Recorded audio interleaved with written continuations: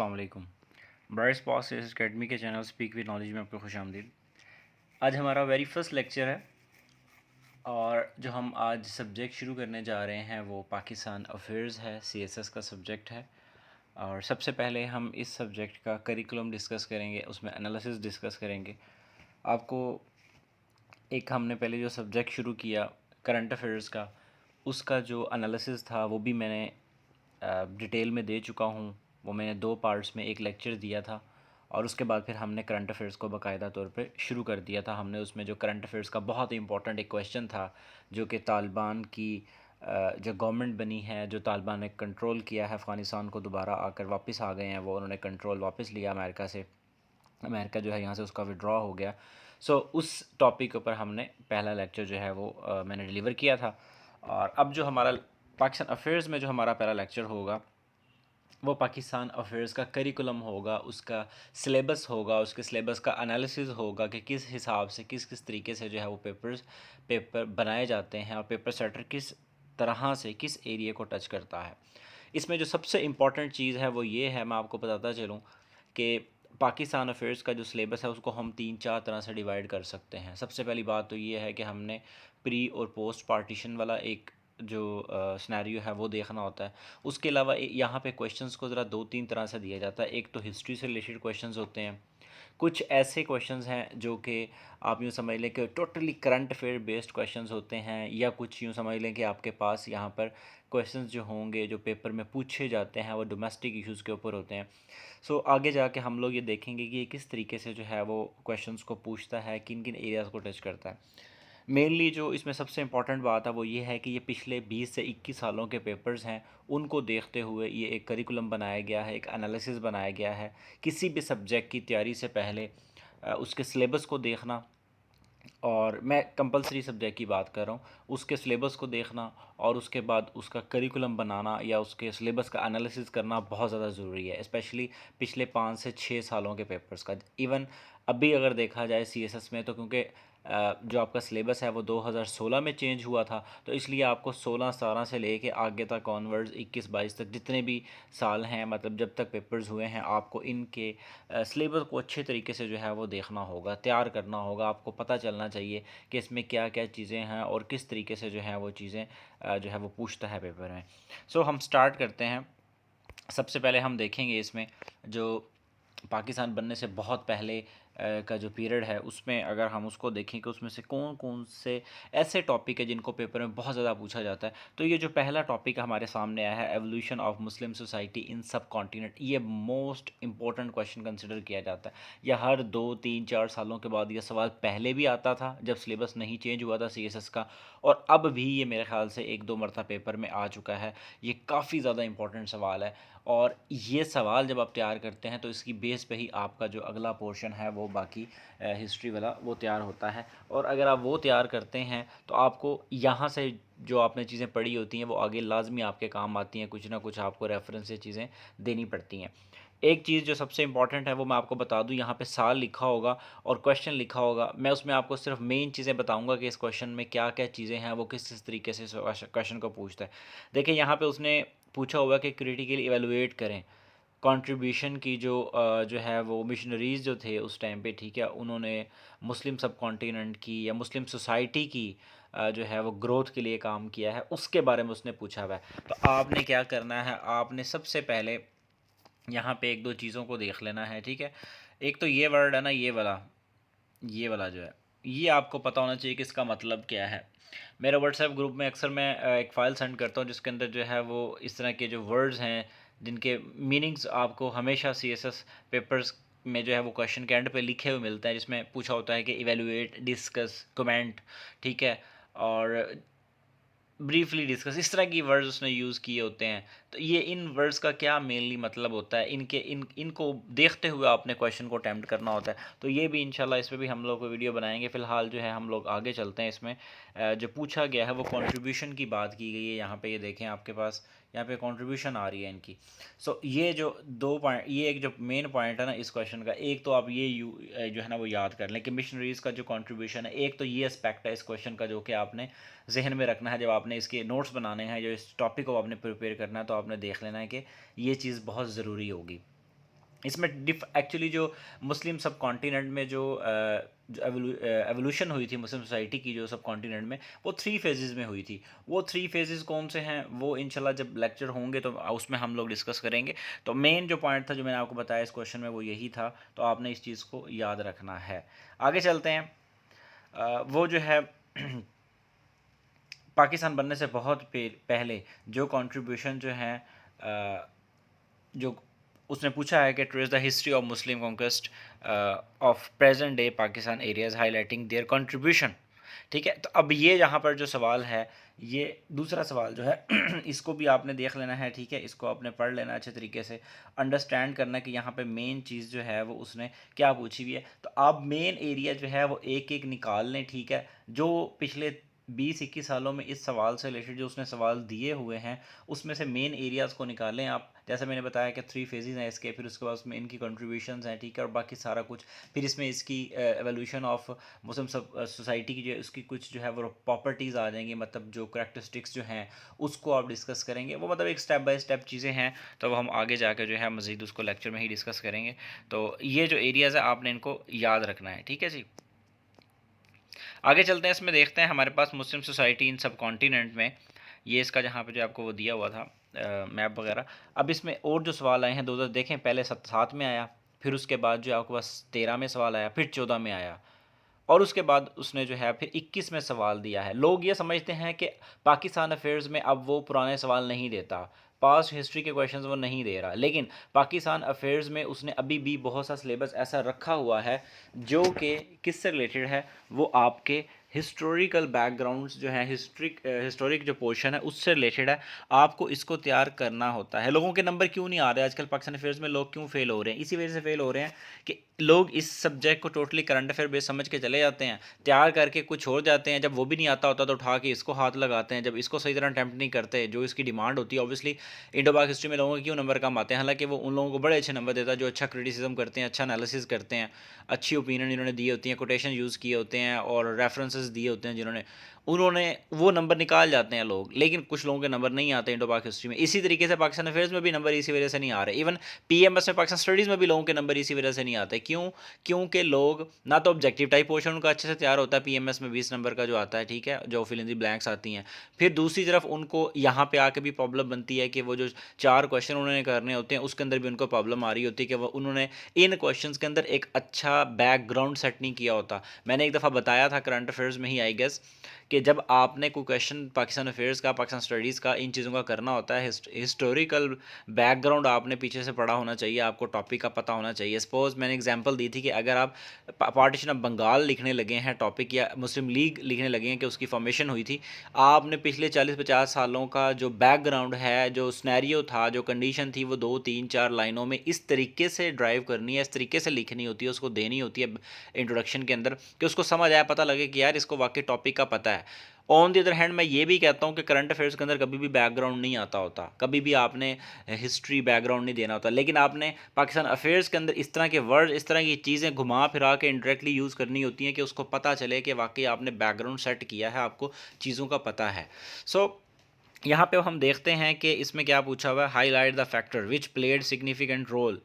ठीक है, अब उसने उन चीज़ों का पूछा, वो जो स्टेजेस की मैंने आपको बताया है कि वो स्टेजेस थी कुछ जिसकी बेस के ऊपर ये हुआ है। अब उसने यहाँ पे आके वो सवाल जो है यहाँ पे पूछ ही लिया है। और 21 में वो क्या पूछ रहा है, वो 21 में जो पूछ रहा है वो सेपरेट आइडेंटिटी थी। ठीक है जी, आइडेंटिटी है ये मुस्लिम सोसाइटी जो बनी थी उसकी। ठीक है, उसके बारे में पूछ रहा है कि ये एक मुस्लिम सोसाइटी जो है, एवोल्यूशन ऑफ मुस्लिम सोसाइटी जो है, ये एक डिफरेंट या एक सेपरेट आइडेंटिटी थी। ठीक है, उसको डिस्क्राइब करें, उसके बारे में वो कह रहा है कि एवेलुएट करें इस बात को। तो बातें वही हैं, थोड़ा सा घुमा फिरा के सवाल पूछ लिया जाता है, एस्पेक्ट्स मेन चीज़ें वही रहती हैं। अब इस क्वेश्चन के अंदर 3-4 मेजर एस्पेक्ट्स हैं, वही आपने डिस्कस करने, उन्हीं को आपने पढ़ लेना, तो आपको जो है वो कवर हो जाएगा। इसके बाद हम आगे चलते हैं। ये काफ़ी इंपॉर्टेंट सवाल है, मैंने इसलिए आपको बताया कि इसको आप देख लें। ये सवाल जो है ये उससे भी ज़्यादा इंपॉर्टेंट है, ये उससे ज़्यादा जो है वो मेरे ख्याल से इंपॉर्टेंट है। तो ये अब सर अहमद ख़ान जो हैं इनकी ज़ात पे सवाल आता है। अब देखें, एक यहाँ पे जो है वो नेशनलिज्म के बारे में जो है वो एक मतलब एक डेफिनेशन दी हुई है और उसको रिलेट किया गया है किसके साथ, सर अहमद ख़ान के साथ। सो वहाँ पे उसने क्या पूछा हुआ है, उसने ये पूछा हुआ है कि जो का इस इनका सर अहमद ख़ान जो है, इनका जो रोल था, ठीक है, अल्लामा इकबाल का जो रोल था, या अ, इन तीनों का जो मतलब हमारे जो बड़े हैं, इनका जो रोल है, वो पूछ रहा है कि इनको जो है वो डिस्कस करें आपके, इन्होंने किस तरीके से जो है मुस्लिम जो नेशन जो है उसके अंदर जो है नेशनलिज्म को प्रमोट किया, या किस तरीके से जो है इन्होंने अपना रोल प्ले किया। तो वो उसने ये क्वेश्चन पूछा हुआ है। तो इसलिए मैंने इसको सर अहमद ख़ान में लिखा, क्योंकि सर अहमद ख़ान का जो है वो डिस्कशन की। अच्छा, एक चीज़ सबसे इंपॉर्टेंट, जो लोग पॉलिटिकल साइंस रखते हैं, जिन लोगों का पॉलिटिकल साइंस सब्जेक्ट है, उनके लिए भी ये सवाल है कि ये पॉलिटिकल साइंस का एक किस्म का सवाल है। अगर आपने वहाँ पे इसको तैयार किया तो देखिए यहाँ पे आप अच्छे तरीके से कर सकते हैं। और मज़े की बात है, ये तीनों पर्सनालिटीज़ के ऊपर क्वेश्चन वहाँ पर आता है। वहाँ का पेपर पार्ट 2 निकाल के देखें आप, वहाँ पे ये मौजूद है ये सवाल, ठीक है। वहाँ पे टू नेशन थेरी हो गया, कायद अज़म का रोल हो गया, अल्लामा इकबाल का, सर अहमद ख़ान, ये मतलब वहाँ पे मौजूद है। उनका दोनों का तो मतलब ओपनली मौजूद है ना। तो तीसरे को भी ऑब्वियसली आपने टू नेशन थेरी का जब आपने कोई रेफरेंस वगैरह देना तो आपने पढ़ना ही है, लिखना ही है। तो ये मतलब कि वहाँ का सवाल है किस्म का, तो ओवरलैप चीज़ें करती होती है। अगर आप एक जगह अच्छे से तैयार कर लें, इसीलिए कहते हैं कि आप करिकुलम बनाएं, आप देखें कि एक सब्जेक्ट का एक टॉपिक के ऊपर किस किस तरीके से सवाल आए हुए हैं। अगर आप उसको अच्छे तरीके से कर लें, एक टॉपिक को एक दिन में ना करें, 3 में ना करें, 4 में ना करें, 5 में कर लें आप, टॉपिक सिर्फ 10-15 ही होते हैं। और कंपलसरी की तैयारी आपने इसी तरीके से ही करनी होती है, ज़्यादा टाइम लगा के, ज़्यादा टाइम देना होता है एक टॉपिक को। अगर आप इस तरीके से चीज़ों को तैयार करेंगे, आप, मैं कहता हूँ कि बहुत अच्छी आपकी तैयारी हो जाएगी। आपको चाहिए कि आप इन चीज़ों को समझें, इनको पढ़ें। अगर आपको नहीं समझ आती, इसके लिए बहुत अच्छी चीज़ ये होती है, आप जहाँ यूनिवर्सिटी में पढ़ते होते हैं, आपके आसपास हिस्ट्री का जो है वो डिपार्टमेंट है, वहाँ पे कोई अच्छा काबिल उस्ताद देखें, अच्छा काबिल को प्रोफेसर देखें जो हिस्ट्री में या मतलब इसमें पाकिस्तान स्टडीज़ में पीएचडी वगैरह कर रहे हों, उनके पास जाएँ, जाके उनसे पूछें, ठीक है। उनसे पूछें कि सर ये सवाल है, मुझे इसका थोड़ा समझ नहीं आ रहा, मैं सीएसएस की तैयारी कर रहा हूँ या कर रही हूँ, मुझे इसके थोड़े से बता दें कि इसके अंदर क्या-क्या पॉइंट्स आएँगे। साथ जाए इंसान तो बॉल पॉइंट और पेन लेकर जाए, वहाँ बैठ जाए, उनसे पूछता रहे, साथ-साथ लिखता रहे। मतलब हिंट लिख, उन्होंने हिंट ही बताने, वहाँ पे पूरा पेपर तो वो सॉल्व करके देने से रहे अब। तो वो अब आपको हिंट दे देंगे कि बेटा इसमें ये चीज़ें आएँगी, इसको आप नोट कर लें, इसको लिख लें, ये आपका इस तरीके से होगा। आप इस तरीके से उसको बैठ के तैयार करें सवाल को, ये तरीकाकार होता है। अगर आप अभी से इस तरह थोड़ा-थोड़ा करके करेंगे तो आपका इस तरह की चीज़ें अगर अच्छी तैयार हो जाती हैं, यही वो सब्जेक्ट होते हैं, यही वो सब्जेक्ट है जिनके ऊपर टाइम बहुत लगता है। जैसा कि पाकिस्तान अफेयर्स है, करंट अफेयर्स है, ऐसे वगैरह है, इन पे बहुत मेहनत चाहिए होती है। अगर आप इन पे अच्छी मेहनत कर लेंगे, आपका काम आसान हो जाएगा। आगे चलते हैं हम। अब सर अहमद ख़ान पे दूसरे क्या क्वेश्चन आए हुए हैं, देखिए पीछे जो सवाल आया हुआ था वो और था, यहाँ पे देखें 12 और 13 में फिर सवाल आए हुए हैं। मैंने बताया ये पहले बहुत इंपॉर्टेंट सवाल कंसीडर होता था, अब क्योंकि सिलेबस डिवाइड इस तरीके से हो गया, उसमें उसने करंट अफेयर, डोमेस्टिक इशूज़ वगैरह भी डाल दिए, पाकिस्तान के नेशनल इशूज़ वगैरह, तो वो अब उस वजह से उसने फिर वो कम देता है ये सवाल, इसलिए फिर इसको स्पेस नहीं मिलती सवाल को, किसी किसी को कभी कभार दे देता, वो कभी नहीं भी देता। अब 13 में उसने क्या पूछा हुआ है जी, 13 में वो पूछ रहा है कि जी एग्जामिन करें जो मुस्लिम शिफ्ट जो थी फ्रॉम मिलिटेंसी टू एजुकेशन। आपको पता है कि एजुकेशन जो है वो ना होने के बराबर थी मुसलमानों की, तो उस वक्त जो रोल प्ले किया था, ठीक है, जो इनकी एक मोमेंट थी अलीगढ़ मोमेंट, उसी ने किया था। और इन्होंने क्या काम किया था, इन्होंने कहा था कि एक ही चीज़ के ऊपर काम कर लो, कामयाब हो जाओगे, पॉलिटिक्स को छोड़ दो और चुप करके एजुकेशन के पीछे लग जाओ। तो ये उसी जो है ना वो एजुकेशनल इनकी मोमेंट के बारे में जो है ना वो बात की गई है। अब आपने क्या करना है, आपने उसी को अलीगढ़ मोमेंट को असल में डिस्कस करना है यहाँ पे। अब आपको पता है कि जो इनके जो इम्पैक्ट्स थे वो डिफरेंट थे, सोशल अलहदा थे, रिलीजियस अलहदा थे, लेकिन जो सबसे इंपॉर्टेंट है, सर अहमद ख़ान का वो रोल कहाँ पर था, एजुकेशन पे था। अलीगढ़ मोमेंट की अगर बात हुई होगी तो आपने उसको डिस्कस करना है यहाँ पे अच्छे तरीके से डिटेल में, ठीक है। मैं फिर बता रहा हूँ, ये जो चीज़ें बीच में बताने वाली होती है ना कि उन्होंने स्कूल बनाया, ये वो लटरम पटरम, इस तरह की चीज़ें जो हैं वो अपने बहुत हल्की नॉर्मल वे के अंदर टच करके जानी होती हैं। असल आपने मुद्दे की तरफ आना है कि असल में कंडीशन उस टाइम क्या थी मुसलमानों की, ठीक है, इनका रोल क्या था, बाकी उस तरीके से आप चीज़ों को फिर आगे लेके चलेंगे। इम्पैक्ट्स क्या हुए उसके बाद में, उसने बाद में क्या रोल प्ले किया, बाद में पाकिस्तान मोमेंट के अंदर उसका क्या रोल था, आपने इस तरीके से चीज़ों को लेके चलना होता है, वो बताना होता है पेपर के अंदर, क्वेश्चन को समझना होता है सबसे पहले। आपने ये, मैंने आपको हमेशा, मैं हमेशा ही की बात कहता हूँ कि सवाल है क्या, सवाल को पढ़ें आप अच्छे तरीके से। सवाल क्या है, उसके अंदर हमेशा मसले को डिस्कस किया होता है सीएसएस के अंदर, उसने मसला पूछा होता है, देन उसने उसका हल पूछा होता है। लेकिन जब आपको हल पूछा होता है तो आपने उसके कुछ इम्पैक्ट्स, उसके जो हैं वो चीज़ें भी आपको पता होनी चाहिए, ठीक है। आपने फिर क्रिटिसिज्म भी करना है, आपने एनालिसिस देना है अपना, आपको चीज़ों को उस तरीके से लेके चलना होता है। आगे इंशाल्लाह जब हम करेंगे, लेक्चर्स होंगे तो आपको बहुत अच्छे तरीके से चीज़ें समझ आएंगी। इसके बाद जो हमारे पास ऊपर वाला क्वेश्चन है 12 का, उसमें वो जो है वो एक डिफरेंट तरीके से पूछ रहा है सवाल, ठीक है। तो आपने उस सवाल को भी देख लेना है कि उसके अंदर जो है वो मेजर किस एरिया को जो है वो डिस्कस कर रहा है, ठीक है। तो है क्या वो, जो इन्होंने सोसाइटी को रिफॉर्म किया था, ठीक है, एक ट्रांसफॉर्मेशन थी एक सोसाइटी की, हमारी मुस्लिम्स जो थे उस वक्त, जो 1857 के पे जो उनके साथ वक्त गुजरा था, उनके ऊपर जो वक्त आया था, उसके बाद जो उनकी ट्रांसफॉर्मेशन हुई थी, उसका सारा रोल, सारा क्रेडिट जो इन्हीं को जाता है। टू नेशन थ्योरी के बानी असल में है ही ये, ठीक है। तो इस तरीके से आपने जो है वो चीज़ों को लेके चलना है इसके अंदर। आगे चलते हैं, हम सैयद खान के बारे में और कोई क्वेश्चन है तो देख लेते हैं। देखें, लगातार सवाल पूछा हुआ है उसने। अब उसने 15 में भी पूछा है, 16 में भी पूछा है। वो देखें 16 के अंदर उसने अलीगढ़ मूवमेंट का पूछा हुआ है, एजुकेशनल जो मतलब उनका रोल था। और देखें वही बात आ गई, मैंने जो आपको थोड़ी देर पहले कहा था कि आपने क्या करना होता है, deep impact on Indian politics. देखें सवाल वही बात आ गई, आपने कोई भी क्वेश्चन करना होता है ना, उसमें आप कोशिश किया करें, उसमें देखा करें कि उसके बाद की क्या कंडीशन थी, आपने उसको भी साथ लेके चलना है। यहाँ पे इंट्रोडक्शन जो बनते हैं, इंट्रोडक्शन बनाने का तरीकाकार यही होता है, आपने इसी तरीके से करना होता है चीज़ों। अब मैं हिंट दे सकता हूँ, मैं यहाँ पे सारी चीज़ें बता नहीं सकता मैं, क्योंकि मेरे पास इतना टाइम नहीं है। और अभी जो है मैंने सिर्फ 15 मिनट की, 16 मिनट की मेरी वीडियो हुई है, और उसी के अंदर मैंने सिर्फ अभी दूसरे सवाल को ही डिस्कस कर रहा हूँ। 1.5 क्वेश्चन मेरे ख्याल से डिस्कस हुआ अभी, और उसी के अंदर जो है वो इतनी डिटेल मैंने बता दी है। आपके ऊपर है कि आप चीज़ों को किस तरीके से नोट करते हैं। आप इन चीज़ों को लिखा करें, ये हिंट मैं छोटे छोटे देता हूँ, इनको आप नोट किया करें और उसको फिर इम्प्लीमेंट करने की कोशिश करें। मैं गाइडलाइन दे सकता हूँ, बता सकता हूँ, आपकी जगह जाके पेपर नहीं दे सकता, आपको नोट्स बना के, हलवा बना के नहीं दे सकता। हाँ, अच्छे नोट्स बना के प्रोवाइड ज़रूर कर सकता हूँ, लेकिन उसको प्रेजेंट करना या उसमें से भी पॉइंट्स निकाल के अपने ज़ाती नोट्स बनाना आपका काम है, वो मेरा काम नहीं है। आपने यहाँ पे क्या करना है, आपने अलीगढ़ मोमेंट से रिलेटेड कर लेना है। और इवन यहाँ पे 2014 का सवाल भी आया हुआ है। ये पिक्चर की वजह से जो है वो स्पेस मेरे ख्याल से नहीं होने की वजह से जो है ना वो क्वेश्चन ऊपर को चला गया। ये 2014 का भी सवाल है, इम्पैक्ट ऑफ सर्विसेज, जो असम खान की जो थी, ठीक है। आपने वो सवाल भी देख लेना है। रीजनरेशन ऑफ मुस्लिम, ठीक, सोसाइटी, नीचे फिर वो इम्पैक्ट जो है एजुकेशन का, वही सारी बातें पूछी हुई हैं, वही सवाल हैं, उनको वो डिफरेंट वे के अंदर जो हैं वो आपसे पूछा गया है। तो आपने क्या करना है, आपने इन चीज़ों को बस जहन में रखना है कि कौन से एस्पेक्ट हैं जो उनके बारे में पूछे गए हैं, और वही वो घुमा फिरा के हर मरतबा वही चीज़ें पूछ लेता है। 70% आपका क्वेश्चन हमेशा सेम रहता है। याद रखिएगा, अपने पेपर में जाके बैठना, आपके इंट्रोडक्शन सेम रहेंगे, इनके वही सेम जो आपने बनाए हुए हैं। बस जो ही क्वेश्चन पढ़ा, जैसा क्वेश्चन आया, स्टार्ट कुछ वहाँ से लिया, बाकी उसके बाद वही कुछ ही होगी आपकी। आपने इस तरीके से अपनी तैयारी करनी होती है। आपके नोट्स, इवन मैं कहता हूँ कि करंट अफेयर्स के आप जो है ना वो 5 साल के बाद पेपर दें जाके सीएसएस के, मैं गारंटी देता हूँ आपके वही नोट्स इस्तेमाल होंगे। सिर्फ लेटेस्ट डेवलपमेंट आपने पाकिस्तान इंडिया, पाकिस्तान अमेरिका, इस तरह के क्वेश्चंस आप तैयार करें, इस तरह के क्वेश्चंस आप तैयार कर रहे होते हैं, उसके अंदर रहनी वही चीज़ें ही हैं, इंट्रोडक्शन वही रहेगा आपका, एनालिसिस के अंदर बहुत सी चीज़ें वही कुछ ही रहेंगी। सिर्फ लेटेस्ट डेवलपमेंट जो होती है वो 1-2 साल का जो पीरियड का जो टाइम होता है, उसके अंदर जो लेटेस्ट आर्टिकल्स होते हैं, रिसर्च पेपर्स होते हैं, ये जो लेटेस्ट आपके जो एक्टिविटीज़ हुई होती हैं 2 कंट्रीज़ के दरमियान, आपने उनको फोकस करना होता है, उनमें से पॉइंट्स निकाल के आपने उसके अंदर ऐड करने होते हैं। वरना आप आज पेपर दें, वरना आप 2025 में भी देंगे, आपके अंदर चीज़ें वही कुछ ही होंगी, टॉपिक ये वही रहते हैं, 70-80% वही कुछ ही रहता है, बस थोड़ा सा चेंज होता है। ये वो एक मेरे ख्याल से वो गलत कंसेप्ट था जो लोग पहले लोगों को लगा के रखते थे कि जी बस नवंबर दिसंबर के अंदर फलां अकेडमी के नोट्स आ जाएंगे, वो वाले आ जाएंगे, उस टीचर के आ जाएंगे, वो पढ़ लेना, उससे करंट अफेयर तैयार हो जाएगा। नहीं, अगर आपने अब सीएसएस करना है, पहले वाले सीएसएस में और अब 2015 के बाद जो सीएसएस है उसमें बहुत फ़र्क है। अब पेपर और पहले वाले पेपर में फ़र्क है, आप खुद उठा के देख सकते हैं। समटाइम पेपर्स को टैली किया करें, देखा करें, चीज़ों को मैच करने की कोशिश किया करें कि क्या कहीं पे टैली कर रही है, कोई चीज़ नहीं करेगी कभी भी।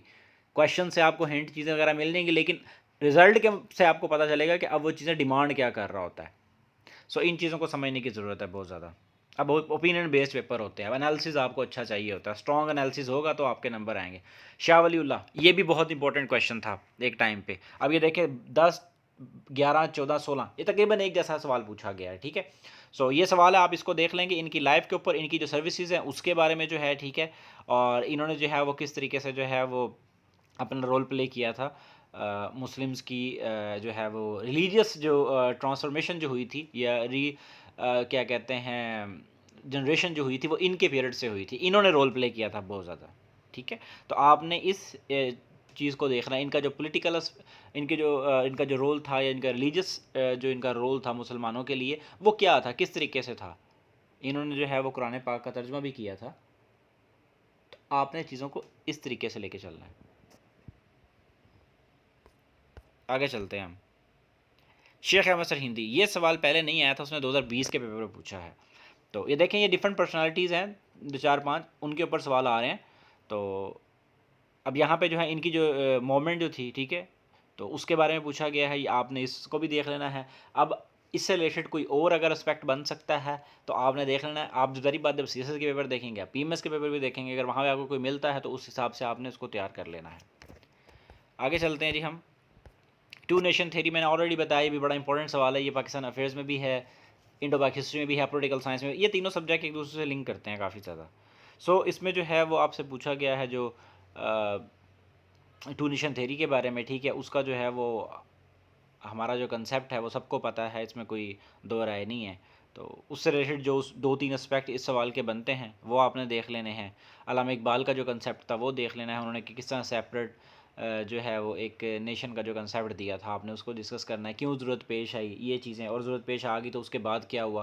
फिर इवन जो है वो आपको जो है वो ये पता होना चाहिए कि अब जो मौजूदा दौर है उसके अंदर जो है वो जो सेपरेट हुआ है हमारे से ईस्ट पाकिस्तान जो है, बांग्लादेश जो है, उसका भी उसने एक हिंट दे के जो है उसने सवाल पूछा हुआ है, ठीक है। तो इस तरीके से आप इसके 2 3 एस्पेक्ट क्वेश्चन के कवर कर लेंगे। कायद आज़म की ज़ात पे सवाल आए हुए हैं, कायद आज़म के बारे में उसने देखें क्या पूछा हुआ है।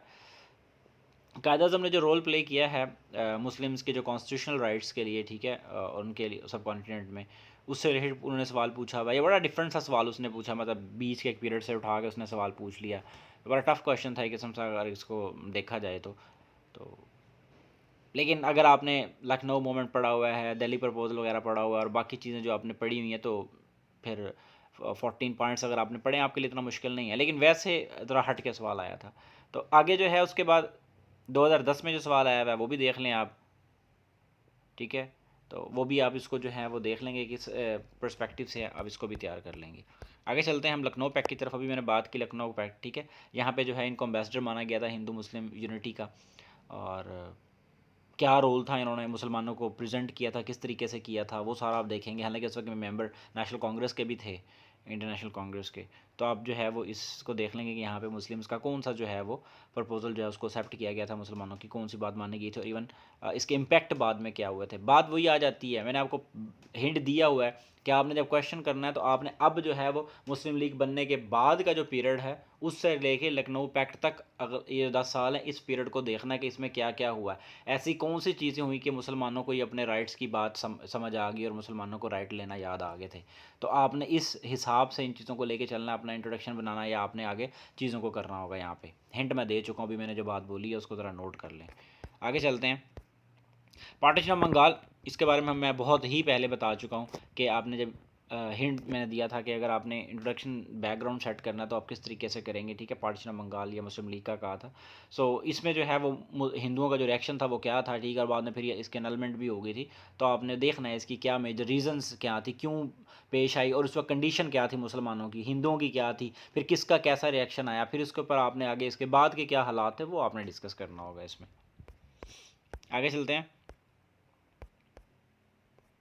शिमला डेपुटेशन, इसको भी देख लेना है आपने, ठीक है। इसी के बाद ही जो है ना वो असल में एक मीटिंग हुई थी जिसमें डिसाइड किया गया था जी मुसलमानों को जो है ना वो ज़रूरत है, ठीक है ना। तो आपने जो है वो इसको भी देख लेना है और अच्छे तरीके से पढ़ लेना है। और जब आप इन चीज़ों को, इन क्वेश्चंस को अब अगर आप पढ़ेंगे तो आपको हिस्ट्री की अच्छे तरीके से जो है ना वो समझ आ जाएगी। खिलाफत मोमेंट, ये भी एक बहुत बड़ा जो है ना वो एक इवेंट था मुसलमानों की जो है ना वो तारीख को अगर देखा जाए तो इंडियन मुस्लिम जो है उनकी उसमें। तो इसमें किस तरीके से जो मुसलमानों ने बढ़ चढ़ के हिस्से लिया, जिसकी वजह से आज भी हमारा तरक्की के साथ रिलेशन बहुत ही अच्छा है, ठीक है। सो इस सवाल को भी आप देख लेंगे। इसका जो है मोस्ट इंपॉर्टेंट जो पार्ट है वो इसकी सिग्निफिकेंस है, ठीक है, और उस वक्त हालात क्या थे और मुसलमानों ने किस तरीके से जो है ना वो रोल प्ले किया, बाद की जो कंडीशंस है वो आप इसमें जो है वो डिस्कस करेंगे। आगे चलते हैं हम। कांग्रेस मिनिस्ट्रीज़, ये भी सवाल जो थोड़ा हट के आया हुआ है, लेकिन ये PMS के अंदर सवाल मेरे ख्याल से 1 2 दफ़ा पहले उसमें भी आया हुआ है, लेकिन यहाँ पे भी जो है उसने 16 और 19 के पेपर में पूछा हुआ है। तो आपने जब इस क्वेश्चन को तैयार करना है, आपने जो है वो उसके अंदर जो मुस्लिम्स और कांग्रेस ठीक है, उनके अंडर जो कुछ भी हुआ आपने उन चीज़ों को जो है वो इसमें डिस्कस करना है। और इसके बाद के फिर जो हालात है, जैसे कि इसी की वजह से कांग्रेस मिनिस्ट्रीज़ की ही वजह से जो है वो डे ऑफ डिलीवरेंस भी बनाया गया था। तो आपने वो सारा जब उसको पढ़ना तो आपको अच्छे तरीके से समझ आ जाएगी, और आपको समझ आ जाएगी कि किस तरीके से जो है इसने मुस्लिम्स जो हैं उनके लिए एक राह हमवार कर दी थी कि मुसलमान जो हैं वो अपना अलहदा से जो है वो एक स्टेट बनाएं या अलहदा उसको वो करें। तो इस क्वेश्चन की भी एस्पेक्ट्स आप देख लेंगे, ठीक है। लाहौर रेजोल्यूशन है, ये तो बहुत ही इंपॉर्टेंट सवाल है, ये तो कभी भी किसी भी पेपर के अंदर आ सकता है, आपको पीएमएस में भी और सीएसएस में भी। इसके भी जो डिफरेंट जो रीजंस थी, फिर उसके बाद इम्पैक्ट थे, और इसने कैसे रोल प्ले किया और किन किन लोगों ने इसमें पार्टिसिपेट किया, ठीक है, उसको आप जो है वो देखेंगे। और इसको आपने तैयार करना, ये बहुत ही इंपॉर्टेंट जो है वो क्वेश्चन समझा जाता है पेपर के पॉइंट ऑफ व्यू से। कोई भी एग्जामिनर जब बैठेगा पेपर बनाने लगेगा तो मेरे ख्याल से वो उसकी नज़र से ये सवाल ज़रूर गुजरेगा। तो अब उसकी मर्ज़ी है वो दे या ना दे आपको। ये भी लाहौर रेजोल्यूशन से ही रिलेटेड सवाल है, देखें 2016 में पूछा गया है। आगे चलते हैं हम कैबिनेट मिशन की तरफ। ये कैबिनेट मिशन जो हुआ था, ठीक है, 1946 में, ये इसके बारे में भी आपको पता होना चाहिए। क्रिप्स मिशन है और एक कैबिनेट मिशन है, इन दोनों का जो है आपने देख लेना है कि किस तरीके से जो पार्टीशन प्लान जो है उसको इसमें डिस्कस किया गया, या किस तरीके से जो है उसके लिए इन्होंने इसमें जो है वो राह हमवार हुई थी, ठीक है। तो आप जो है उसको अच्छे तरीके से डिस्कस कर लेंगे। आगे चलते हैं हम। अब हमारा असल जो पोर्शन स्टार्ट हो रहा है, जो हम देखते हैं कि पोस्ट पार्टीशन में जो उसमें सबसे इंपॉर्टेंट चीज़ें कौन कौन सी हैं। इसमें जो सबसे इंपॉर्टेंट जो क्वेश्चन आएगा हमारे पास वो ऑब्जेक्टिव रेजोल्यूशन का होगा, या कॉन्स्टिट्यूशनल डेवलपमेंट है in the history of Pakistan. आपको पता है पाकिस्तान जब बना था उसके तकरीबन जो हमें 9 साल लग गए थे, 8-9 साल के हमें अपना कॉन्स्टिट्यूशन बनाने में। तो वो जो डेवलपमेंट का जो एरिया पीरियड है ना, वो बहुत इंपॉर्टेंट है। ऑब्जेक्टिव रेजोल्यूशन जो है वो जब वो पेश की गई, ठीक है, वो किस तरह पेश हुई, उसके अंदर क्या क्या चीज़ें इंपॉर्टेंट थी, किसने इसके ख़िलाफ़ जो है वो वोट दिया, मैंने ये बताया हुआ है। जो जिन्होंने मेरे जनरल नॉलेज के लेक्चर सुने, मैं इसलिए कहता हूँ कि जनरल नॉलेज के लेक्चर जो है ना वो बहुत इंपॉर्टेंट है, जिसमें वो पीपीएससी के लिए भी है, वो केपीएससी के लिए भी है, वो हर एग्ज़ाम के लिए है। अगर आप सीएसएस की तैयारी कर रहे हैं तो आपको सीएसएस के एग्ज़ाम में जो ऑब्जेक्टिव आता है वो उन्हीं जनरल नॉलेज में से आएगा। वो बनाए ही मैंने इस तरीके से हुए हैं।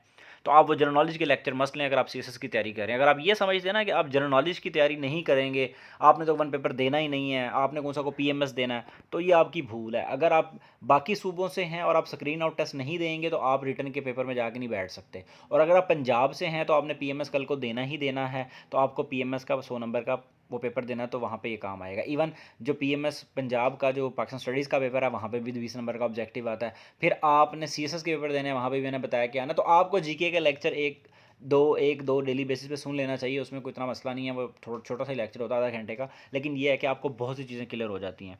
ऑब्जेक्टिव रेजोल्यूशन के बारे में जो है वो सवाल जो है वो आया हुआ है, ठीक है जी।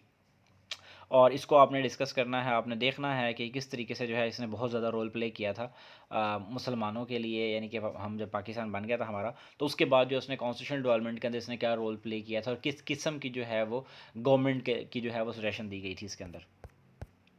और ये देख लें, ये इसके ऊपर भी सवाल अच्छे खासे आए हुए हैं, आपने इनको देख लेना है। इसके अंदर डेवलपमेंट के बारे में किस किस तरीके से जो है वो किसने क्या रोल प्ले किया। आगे जी 1973 का कॉन्स्टिट्यूशन है, इसके बारे में सवाल आया हुआ है। अब देखें, अब जो करंट हमारा जो कॉन्स्टिट्यूशन है वो आपको पता है अच्छे तरीके से कि वो कॉन्स्टिट्यूशन कौन सा है। वो हमारा जो है 1973 का जो है वो नाफिज है हमारे मुल्क में। इससे पहले 56 और 62 का है, वो पीएमएस में तो इंपॉर्टेंट है, वहाँ पर तो क्वेश्चन आया हुआ है। पीएमएस पाकिस्तान स्टडीज़ में तो आया हुआ है पंजाब में, लेकिन यहाँ पर जो है वो उसने मेरे ख्याल से नहीं पूछा होगा, अगर हुआ भी तो आगे आ जाएगा। तो आपने जो है वो 73 को देखना, और 73 के जो कॉन्स्टिट्यूशन है उसकी जो अमेंडमेंट्स है ना वो आपको फिंगर टिप पे याद होनी चाहिए। वो आपको जो है ना वो कहीं ना कहीं रेफरेंस देना पड़ जाता है समटाइम किसी भी क्वेश्चन के अंदर। आगे जाके कैसे देना वो मैं फिर कभी बताऊंगा जब हम डिफरेंट क्वेश्चंस कर रहे होंगे। और इवन वहाँ पे जो अमेंडमेंट्स होती हैं उनका ये रोल भी है बहुत ज़्यादा कि वो ऑब्जेक्टिव में बहुत ज़्यादा पूछी जाती हैं पेपर्स के अंदर। और फिर जो 18th अमेंडमेंट आगे जाके आएगी, वो एक बहुत इंपॉर्टेंट सवाल है पॉलिटिकल साइंस का और पाकिस्तान अफेयर्स का, ठीक है। तो यहाँ पे जो है वो किस तरीके से जो है इसके बारे में सवाल पूछा गया, आप इसको देख लेंगे।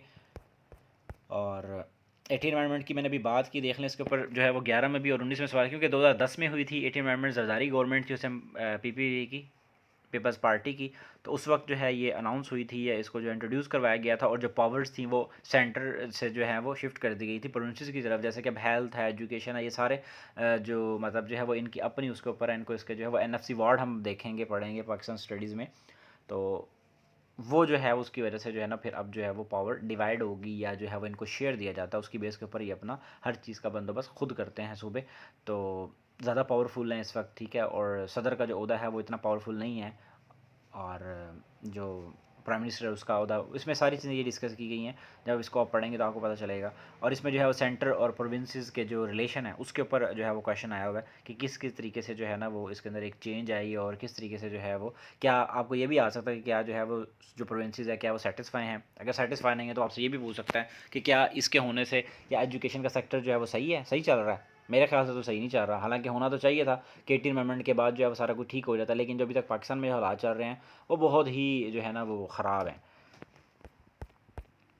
आगे चलते हैं, इस्लामाइजेशन, इसके बारे में भी सवाल आए हुए हैं, ठीक है। 4 में है, 13 में है, 14 में और 15 में है। ये ज़्यादा दौर के अंदर जो है उससे बारे में उसने सवाल पूछा हुआ है कि उसने जो उस वक्त इंट्रोड्यूस करवाया था क्या वो ठीक था या नहीं था, या जस्ट वो एक प्रोपेगेंडा था।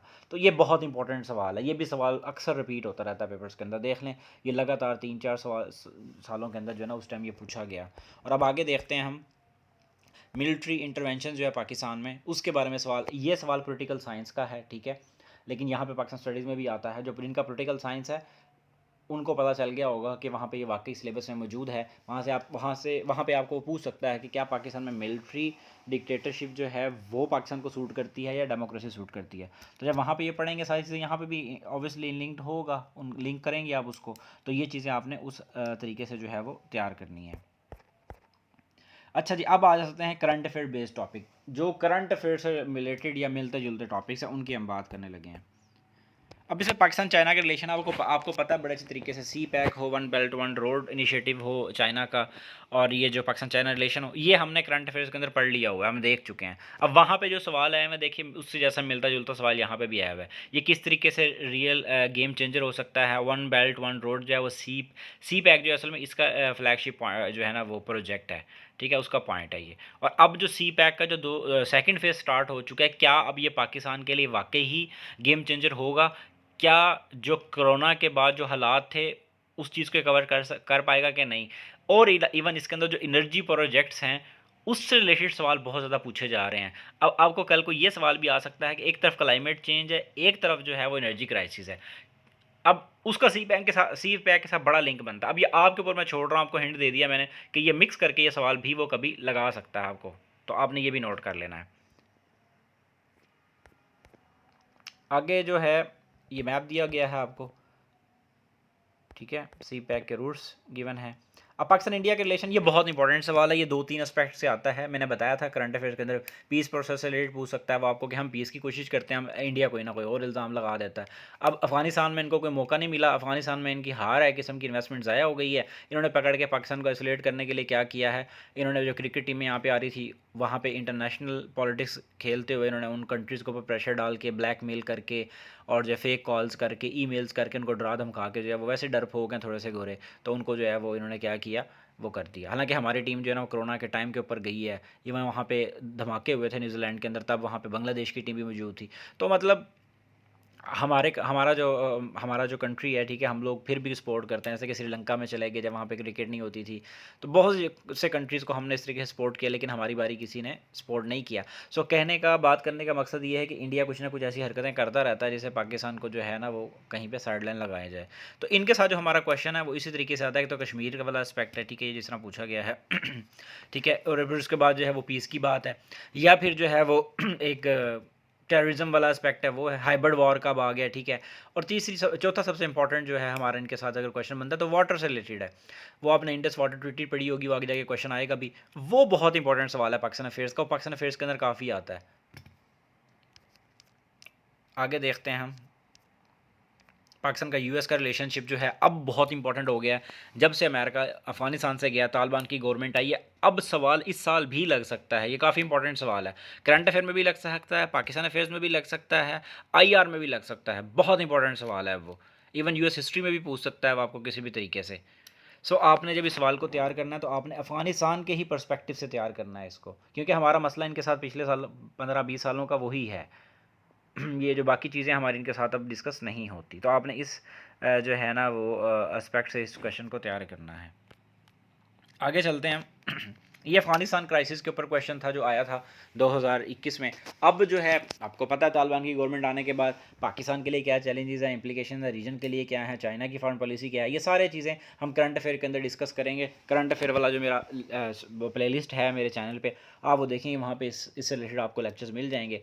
आप उन क्वेश्चंस को तैयार कर लें, आपको ये सारी चीज़ें जो है वो इंशाल्लाह क्लियर हो जाएंगी। आगे चलते हैं हम। Geo strategic importance of Pakistan. Pakistan की जो जियो स्ट्रैटेजिक इम्पोर्टेंस है, उसने इससे रिलेटेड सवाल भी यहाँ पे पूछा हुआ है। और आपको मैं एक और चीज़ बताता चलूँ, जो पाकिस्तान की जियो स्ट्रैटेजिक इम्पोर्टेंस है, ये वो सवाल है जो कि पीएमएस पंजाब के पाकिस्तान स्टडीज़ के पेपर के अंदर पूछा जा चुका है 2-3 दफ़ा। ये इतना इंपॉर्टेंट सवाल है ये। और यहाँ पे भी 2006 में और 9 में पूछा गया। पहले यहाँ पूछा गया तो उन्होंने उठा के वहाँ पे भी दे दिया। उन्होंने तो खैर सी पैक पे पहले ऐसे दिया था, फिर सीएसएस में भी ऐसे आ गया। तो ये आपने क्वेश्चन को जो है ना वो अच्छे तरीके से देख लेना। वहाँ पे तो खैर OIC एक कॉन्फ्रेंस होती है, OIC ऑर्गेनाइजेशन है, उसके ऊपर ही पूरा 100 नंबर का उन्होंने ऐसे दिया हुआ है एक दो दफ़ा। तो आपने जो है वो इसको देख लेना है, ठीक है। जो स्ट्रेटेजिक इंपॉर्टेंस जो है पाकिस्तान की वो कैसे है, पाकिस्तान का जो मैप है या पाकिस्तान की जो लोकेशन है, जोग्राफिकल लोकेशन जो है, वो डेमोग्राफिक जो लोकेशन पाकिस्तान की वो किस तरीके से रोल प्ले कर रही है, किस तरीके से जो है वो किस जगह के ऊपर हम लोग बैठे हुए हैं, पाकिस्तान किस जगह के ऊपर है कि वो दुनिया को जो है ना वो किस तरीके से फ़ायदा दे सकता है। तो ये आपने इसके अंदर जो है वो डिस्कस करना होगा, देखना होगा। फॉरेन पॉलिसी है जी। अब ये भी 3-4 क्वेश्चन पेपर के अंदर आता है ये सवाल। पाकिस्तान हिस्ट्री यानी कि इंडो पाक हिस्ट्री जिन्होंने ऑप्ट किया हुआ उनके लिए भी है ये सवाल, पाकिस्तान स्टडीज़ में और पॉलिटिकल साइंस में भी। ये तीनों सब्जेक्ट का बहुत इंपॉर्टेंट सवाल है ये। सो पाकिस्तान की जो सिक्योरिटी कंसर्न्स हैं उनकी बात की गई है, और उसके जो पाकिस्तान को चैलेंजेस फेस, इसका हमेशा सवाल वही आएगा, चैलेंजेस, पाकिस्तान को कौन से चैलेंजेस फेस करने पड़ रहे हैं। मैंने पीछे ही बात की है। अब अफगानिस्तान वाली जो कंडीशन है उसके बाद पूरी एक, आप यूँ समझ लें कि फॉरेन पॉलिसी जो है ना उसको रीशेप करने की ज़रूरत पड़ गई है, साउथ एशियन कंट्रीज़ को भी और वर्ल्ड कंट्रीज़ को भी। तो अब ये सवाल और ज़्यादा इंपॉर्टेंट हो गया है, तो आपने इसको इस तरीके से तैयार करना है। आपको ये भी पता होना चाहिए कि जब आपने मिडल ईस्ट की तरफ देखना है तो वहाँ पे जो अरब कंट्रीज़ ने इसराइल को एक्सेप्ट किया, देखें वहाँ पे आ गया, पाकिस्तान को क्या करना है, किस तरीके से चलना है।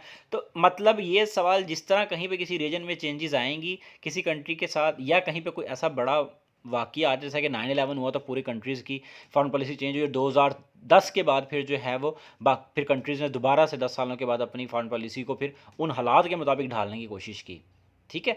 जैसे कि रशिया पाकिस्तान के करीब आना शुरू हुआ बहुत ज़्यादा, फिर 14 के बाद और काम तेज़ हो गया। तो बात करने का मकसद ये कि अब जैसे अफगानिस्तान से इनखला हुआ है, अब देखें, अब देखना आगे पाकिस्तान अमेरिका का रिलेशन क्या होगा, ठीक है ना। पाकिस्तान का अब अफगानिस्तान का रिलेशन कैसे चल सकता है, इंडिया अब क्या करता है, या इंडिया और अमेरिका के जो नेक्सिस है उसका क्या रोल होगा यहाँ पे, वो भी यहाँ पे आप डिस्कस कर सकते हैं, ठीक है। अब मिडल ईस्ट वाला मैंने पॉइंट जो आपको बताया, आपने फिर डिफरेंट जो ऑर्गेनाइजेशंस के अंदर पाकिस्तान का रोल चल रहा है, ठीक है, ब्रिक्स हो या अफगानिस्तान से रिलेटेड जो भी कोई इस तरह की एक्टिविटी होती थी वहाँ पे इंडिया पाकिस्तान के खिलाफ ही बोलता था। अब आगे क्या होने जा रहा है, किस तरह होगा, वो चीज़ें आपने देखनी है, ठीक है। तो आप इन चीज़ों को देखेंगे। ये जो डिफरेंट फोरम के ऊपर स्पीच होती है ना, जो हमारा प्राइम मिनिस्टर जाके करता है, वहाँ से इंडिया की तरफ से मोदी आके करता है, ये बहुत इंपॉर्टेंट होती है, इनको सुना करें आप। इन ऑर्गेनाइजेशंस के रेफरेंस देने होते हैं आपने पेपर्स के अंदर, अगर आप देंगे कि ये रोल क्या प्ले कर रही है तो आपको बहुत फ़ायदा होगा। अब SCO का पिछले दिनों इजलास हुआ है, वहाँ पे इमरान खान गया है, आप जाके आप वो पढ़ें उसको, जाके आप देखें उसके अंदर उसने क्या बातें की हैं।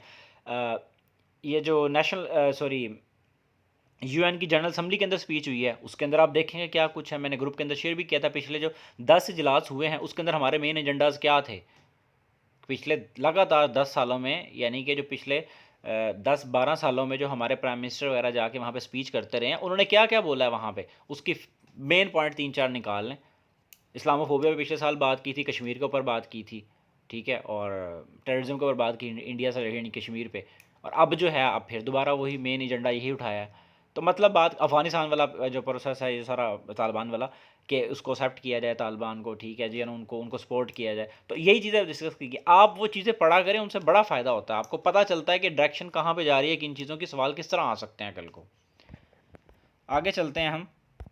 कश्मीर इशू एवरग्रीन इशू, कभी भी आ सकता है, सॉरी टॉपिक कभी भी किसी भी वक्त पेपर में आ सकता है, आपको किसी भी तरह से वो रिलेट करके दे सकता है, ये कभी भी नहीं छोड़ना चाहिए। इसके ऊपर आर्टिकल बहुत आते हैं, आपको उसको पढ़ना चाहिए, क्या लेटेस्ट डेवलपमेंट आ रही है, किस तरह डेमोग्राफिक चेंजेस हुई हैं कश्मीर के अंदर, इंडिया ने क्या गेम खेली है, वो सारी आपको पता होनी चाहिए। इसके क्या इम्पैक्ट्स होंगे रीजन के ऊपर, पाकिस्तान इंडिया के रिलेशन के ऊपर, दुनिया के साथ क्या कुछ हो रहा है इसके बाद, वो आपको पढ़ना चाहिए। फिर दुनिया का रोल क्या है, डिफरेंट ऑर्गेनाइजेशंस का रोल क्या है, तो आपने वो चीज़ें इसके अंदर डिस्कस करनी होती हैं। आप इसको देखें किस तरह उसने सवाल पूछा, पाकिस्तान इंडिया का रिलेशन ऐसा ख़राब होता है इसी की वजह से होता है, इंडिया यहाँ वहाँ पे जाके जो हरकतें करता है। तो उस इस बेस के ऊपर आपने चीज़ों को जो है ना वो जो वो करेंगे आप। आगे ऑर्गेनाइजेशंस के सवाल है। एससीओ का भी मैंने बताया कि पिछले दिनों ही मतलब वो हुआ है, तो उसमें इमरान खान ने भी वहाँ पे स्पीच की है। तो आपको पता होना चाहिए कि वो किस तरीके से आ रहा है। इंडिया पाकिस्तान दोनों वहाँ पे मौजूद हैं, दोनों ने इकट्ठे इसको ज्वाइन किया। अब वो इसका रोल आप हर जगह पे जहाँ पाकिस्तान इंडिया की आप बात करेंगे, इनकी बात हो रही होगी वहाँ पे बात कर सकते हैं। अब इनकी मिलिट्री ड्रिल्स हुई हैं एससीओ की, ठीक है, उसके अंदर पाकिस्तान इंडिया जो है, चाइना, रशिया, मेरे ख्याल बाकी कंट्रीज़ भी थे। मरदान में, नौशहरा में के मरदान में मेरे ख्याल से उन्होंने इकट्ठी वो की है 2021 में। तो आप जो है वो डिस्कस कर सकते हैं इस तरह की चीज़ों को। अब ये सवाल आ सकता है आपको किसी भी वक्त किसी भी तरीके से। आपको ये चीज़ें छोटी छोटी हिंट देने का, बताने का मकसद ये है कि इनकी रेफरेंस, इन चीज़ों को आप लिखेंगे तो आपको नंबर मिलने हैं। आप कश्मीर इशू की बात कर रहे हैं, आप बता सकते हैं कि अगर भाई स्कॉटलैंड के अंदर या बाकी वहाँ पे इंग्लैंड के अंदर रेफरेंडम हो सकते हैं, उन लोगों की मर्ज़ी शामिल हो सकती है, उनकी आज़ाद होना या नहीं होना, या इंग्लैंड के साथ रहना है, तो आप यहाँ पे जो है कश्मीर में ये काम क्यों नहीं करवा सकते? ठीक है, ईस्ट तैमूर की बात करें, आप वहाँ का रेफरेंस दे सकते हैं। आप इधर उधर दो कंट्रीज़ हैं जो इस तरह आज़ाद हुए, उनकी आप बात करें, आप उनके रेफरेंस दें कि वहाँ पे जो है वो इनकी पॉलिसी और थी, यूरोपियंस की या अमेरिकन की या दुनिया की। यहाँ पे आके जो है वो इंडिया के साथ क्योंकि नेशनल इंटरेस्ट है उस बेस पे नहीं बोलते, या मुस्लिम कंट्रीज़ नहीं बोलते। तो ये तरीकाकार है कि आपने हर जगह के ऊपर क्वेश्चन की नेचर को समझना होता है, उस क्वेश्चन की, उस टॉपिक की नेचर को समझना कि वो किस किस्म का है और वो कैसे लिंक कर रहा है पाकिस्तान के साथ। पेपर आपने सीएसएस के पाकिस्तान के दे रहे हैं, इंडिया के सिविल सर्विसेज एग्जाम नहीं देने आपने जाके। आगे जी ट्रेडिशनल टॉपिक्स आ गए हैं। मैंने बताया था कि इस पाकिस्तान अफेयर्स को हम 3-4 तरह से डिफाइन मतलब वो करेंगे। तो मैंने देख लें ये 3-4 तरह से हमने इसको कर लिया है। प्री पार्टीशन थी, पोस्ट आ गया, फिर वो क्वेश्चन आए करंट अफेयर बेस्ड टाइप जो हैं, फिर ट्रेडिशनल टॉपिक्स आ गए। अब टेररिज्म का आपको पता है करंट अफेयर में भी हैं, ये 15-20 सालों से ये सवाल आ ही रहा है, बार बार डिफरेंट तरीक़ों से आ रहा है। अब जो है ये फिर वो नेशनल एक्शन प्लान आ गया, फिर वो हाइब्रिड वार हो गया। तो मतलब वो डिफरेंट एंगल से जो है क्वेश्चन को उठा उठा के देता है, ठीक है। नॉन स्टेट एक्टर्स का जो रोल है वो, और ये जो मतलब एक टॉपिक इसमें प्रॉक्सी वार भी है, वो भी सवाल मैं हमेशा कहता था कि वो आएगा आएगा। वो पिछले जब से सिलेबस चेंज हुआ था, वो सिलेबस में मौजूद होने के बावजूद वो सवाल नहीं आ रहा था, लेकिन वो आ गया। तो बात ये है कि जो क्वेश्चन होते हैं, जो टॉपिक हैं, वो किसी न किसी तरीके से वो पेपर में पूछ सकता है आपसे। ये टेररिज्म से रिलेटेड सवाल है, ये भी ठीक है। 5th जनरेशन वॉर, इसके ऊपर मैंने ऐसे 2 साल पहले बताया था, और वो पेपर में मैंने कहा था सवाल आएगा या ऐसे आएगा, और वाकई वो आ गया था। तो ये चीज़ें ऐसे ही नहीं होती, ये आ सकती हैं पेपर के अंदर। जो अगर आर्टिकल्स न्यूज़पेपर के अंदर आप पढ़ रहे हैं, रेगुलरली आ रहे हैं, अब अगर बाकी लोग भी पढ़ रहे हैं तो आपको भी समझ आना चाहिए कि यार इस पर कुछ आ सकता है, हम इस पर तैयार कर लें। आगे चलते हैं। प्रॉक्सी वार का मैंने अभी डिस्कस किया, देखें प्रॉक्सी वार के बारे में सवाल आ गया, ठीक है। और उसने जो है वो डिफरेंट जो हैं दुनिया के अंदर डिफरेंट जगहों पर प्रॉक्सी वार्स हो रही है। मेरी एक आर्टिकल वो मेरी है, पीडीएफ है, तकरीबन 15-20 पेजेस के अंदर है। उसमें सारा डिटेल में बताया गया कौन सा कंट्री किसका प्रॉक्सी है, कहाँ पे प्रॉक्सी वार कैसे हो रही है, मिडल ईस्ट में कैसे हो रही है, अफगानिस्तान में किस तरह हो रही है, वहाँ पे इंडिया पाकिस्तान का, अमेरिका का, इधर उधर क्या लेटरम पेटरम इनके रोले शोले, ये सारा उसके अंदर लिखा हुआ है। अगर आप उसको पढ़ लें, आपकी डिटेल में आपको सारी चीज़ें समझ आ रही है कि प्रॉक्सी वार होती क्या है असल में, प्रॉक्सी वार जो है वो क्यों लड़ी जा रही है, किस वजह से ऐसा हो रहा है। अब जी कल्चर एंड नेशनल इंटीग्रेशन, ये भी बहुत इंपॉर्टेंट सवाल है, ये बहुत ज़्यादा पेपर के अंदर आता है ये सवाल। अब हर सवाल के ऊपर मैं कह रहा हूँ कि बड़ा इंपॉर्टेंट है, बड़ा इंपॉर्टेंट है, लेकिन वो बात ये है कि वो सवाल जो आपने खुद देखना पीछे कि कौन सा सवाल ज़्यादा मरतबा पूछा गया है। जो ज़्यादा मरतबा पूछा गया है उसके ऊपर आपने ज़्यादा फोकस करना है। जो बाकी ये टेररिज्म हो गया, ठीक है, जो इस हाइब्रिड वॉर वगैरह का बताया है, वो सवाल हैं जो कि एक दूसरे से लिंक करते हैं, और वो सवाल हैं, वो चीज़ें हैं जो कि तकरीबन हर सवाल के अंदर लिखी जानी है। वो कभी कभार वो इनडायरेक्ट वे के अंदर आपको लिखनी पड़ती हैं, वरना आपको वो डायरेक्टली सवाल पूछ लेता है वो। अब ये जो सवाल है ये पाकिस्तान अफेयर्स के अंदर ही आता है, ठीक है। ये देख लें किस तरह आ रहा है, 12, 15, 17 के अंदर आया है ये। तो आपने इसको अच्छे तरीके से तैयार करना है, इसको देखना है कि ये इसकी क्या इसका रोल है। आगे चलते हैं। फेडरेशन के बारे में सवाल, ये अब ये पॉलिटिकल साइंस के अंदर है ये सवाल, अब ये पॉलिटिकल साइंस में है। अगर आप वहाँ पे इसको अच्छे तरीके से एक ही दफ़ा से तैयार कर लेंगे, पाकिस्तान का जो पॉलिटिकल सिस्टम जो है उसको आप देख लेंगे, आपको ये चीज़ें आसानी से जो है वो तैयार हो जाएंगी कि पाकिस्तान के लिए कौन सा पॉलिटिकल सेटअप जो है वो ठीक रहेगा, डेमोक्रेटिक रहेगा या सॉरी हाँ डेमोक्रेटिक, या वो दूसरा क्या कहते हैं प्रेसिडेंशियल ठीक रहेगा, या पार्लियामेंट्री रहेगा, या वो जिस हमने मिलिट्री और उसका डिक्टेटरशिप की बात की थी, वो भी एक सवाल जो है वो आया हुआ है। अच्छा जी, जुडिशरी और कॉन्स्टिट्यूशन से रिलेटेड पीछे भी हम डिस्कस कर चुके हैं। ये एक टर्म पहले यूज़ होती थी, जुडिशल एक्टिविज़म, इसके ऊपर काफ़ी सवाल है, ऑब्जेक्टिव भी आए, ठीक है, पीपीएससी पे भी क्वेश्चन वगैरह आए, तो वहाँ पे जुडिशरी का जो रोल है वो डिस्कस किया गया है, तो आपने इस सवाल को भी देख लेना है। ये वो सवाल हैं जो कि पेपर में कम आए हुए हैं, मतलब कभी कभार आए हुए सवाल हैं ये, लेकिन आपने इन्हें एक दफ़ा फिर भी देख लेना है, क्योंकि ये भी पॉलिटिकल साइंस का ही सवाल है असल में, पॉलिटिकल साइंस में ये टॉपिक है। अब ये एनर्जी क्राइसिस करंट अफेयर के अंदर ये सवाल हर साल आ रहा था कि मैं, और पाकिस्तान अफेयर्स में भी आ रहा है। आप सी पैक को पढ़ें, सी पैक के अंदर हैं कि एनर्जी प्रोजेक्ट्स हैं, पाकिस्तान के अंदर एनर्जी से रिलेटेड जो अभी भी मसले मसाइल हैं, आपको वो सवाल हर साल दे रहा है। किस तरह दे रहा है, अब आपने ये देखना है, किस एंगल से वो सवाल उठा के पूछता है वो आपने अब ये खुद देखना होगा। इसके ऊपर आर्टिकल्स भी आजकल कम आ रहे हैं, पहले बहुत आया करते थे। लेकिन पाकिस्तान अब क्या किस तरीके से इसके ऊपर काम कर रहा है, क्या क्या काम हो रहे हैं, ठीक है, डैम्स बन रहे हैं, नहीं बन रहे हैं, बाकी क्लाइमेट चेंज को देखें आप, बाकी उसके अलावा बाकी जो चीज़ें हैं वो सारी चीज़ों को आप देखेंगे। पाकिस्तान किस तरह जो है ना वो अपने आप को अपनी शिफ्ट लेकर आ सकता है, ठीक है, इसके अंदर के कौन सा वे इस्तेमाल करे, तो ये चीज़ें जो है ना वो आपको इसके अंदर देखनी होंगी।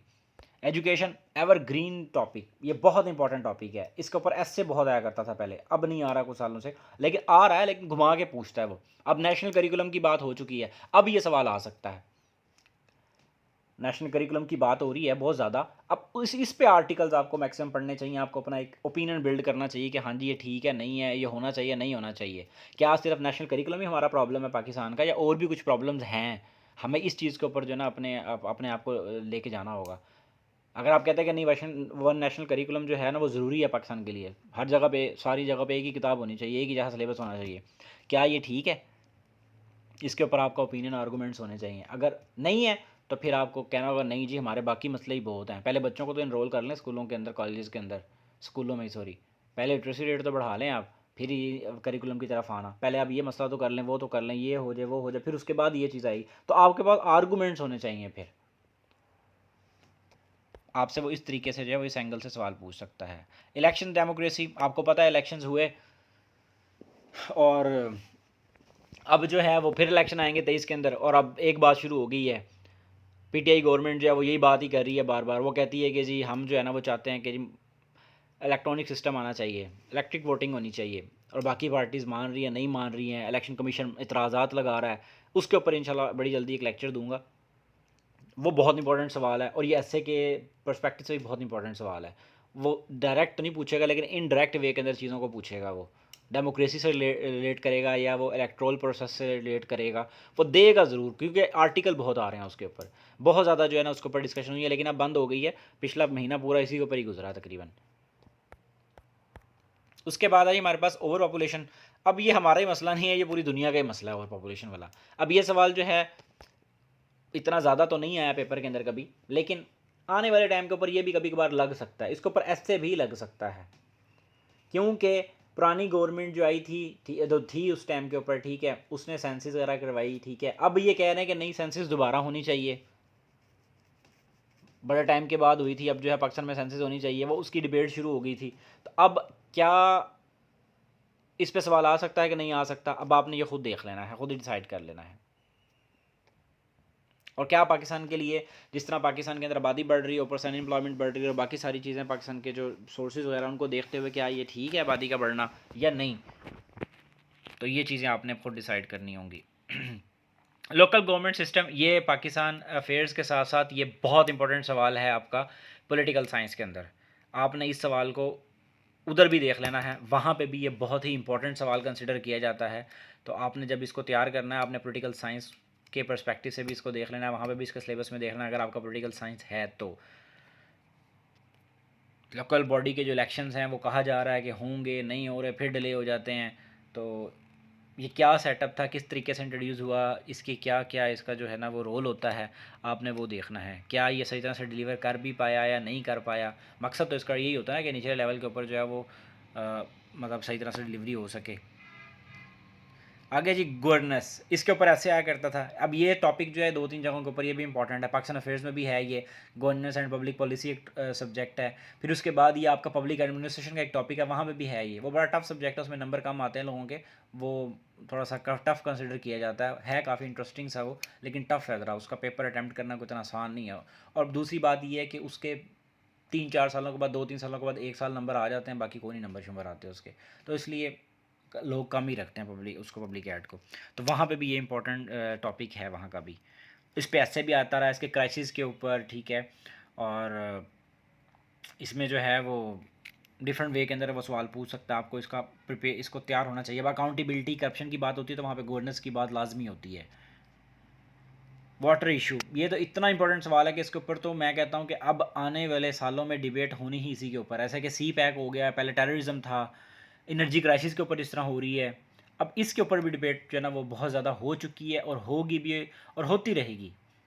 सो इस टॉपिक को भी आपने नहीं छोड़ना। ये पाकिस्तान की बात हो, इंडिया के साथ अफगानिस्तान वाला टॉपिक बताया था, करंट अफेयर्स में आया था, तो अब आपने इस टॉपिक को अच्छे तरीके से तैयार कर लेना। क्या क्या काम हो रहे हैं, क्या नहीं हो रहे, किस तरीके से इसको ओवरकम किया जा सकता है, इस मसले को कैसे हल किया जा सकता है, क्या कॉन्सिक्वेंसेज हैं, किस तरीके से है।